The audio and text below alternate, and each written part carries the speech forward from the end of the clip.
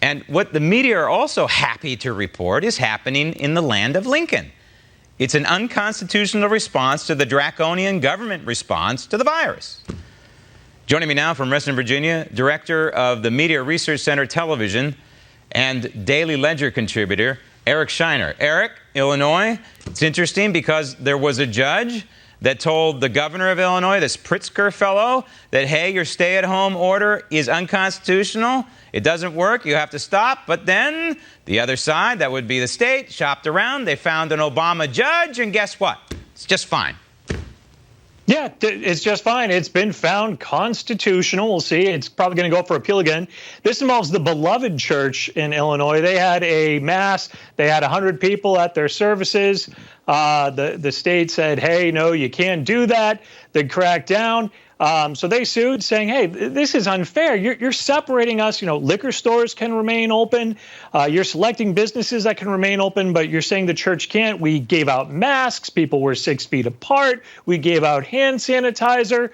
But the state said basically that was not enough. At this point, the church isn't saying whether or not they're going to have services in person coming in the near future. Of course, it probably wouldn't be wise for them to say that too soon.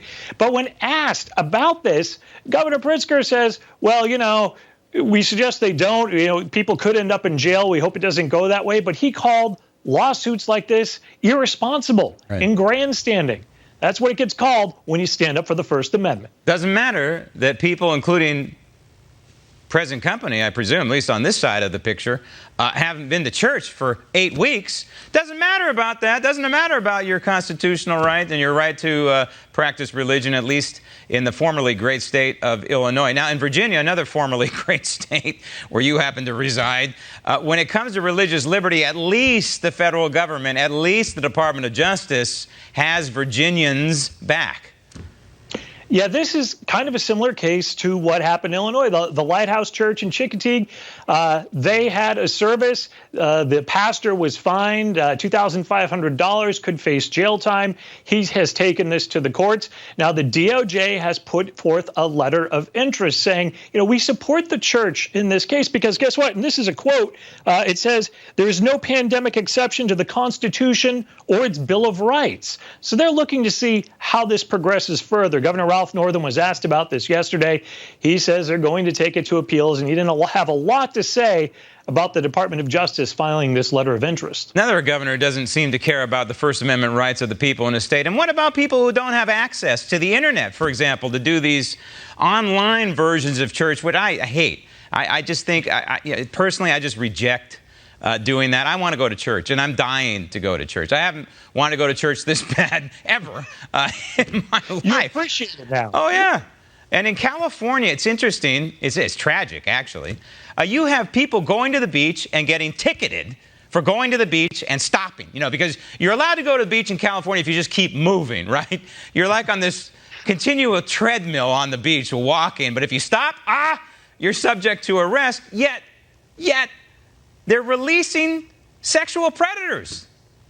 Yeah, this is Orange County's district attorney spoke out about this. He says about 7 serious sexual offenders have been released under the COVID-19 release program. And he said these are serious offenders. We're talking people that committed sexual offenses on minors. We're talking violent sexual offenders. One of them that was released has been paroled 5 times and brought back to jail. Well, guess what? He didn't charge his ankle monitor, so he's back again. He says these are the most dangerous. And this isn't the only place. I can tell you about Illinois. They have 146 sex offenders that were released, 64 murderers that have been released. In Washington State, they've ordered the release of many criminals, 2 sex offenders, multiple gang members. They're doing this, releasing these type of offenders while threatening people that are exercising their right to assembly, their right to free speech, their right to worship. Those are the people that are being threatened with fines and jail time. I hope these people in Illinois and California are paying attention to all this trampling on it's just trampling on rational law enforcement in general. Eric, thank you.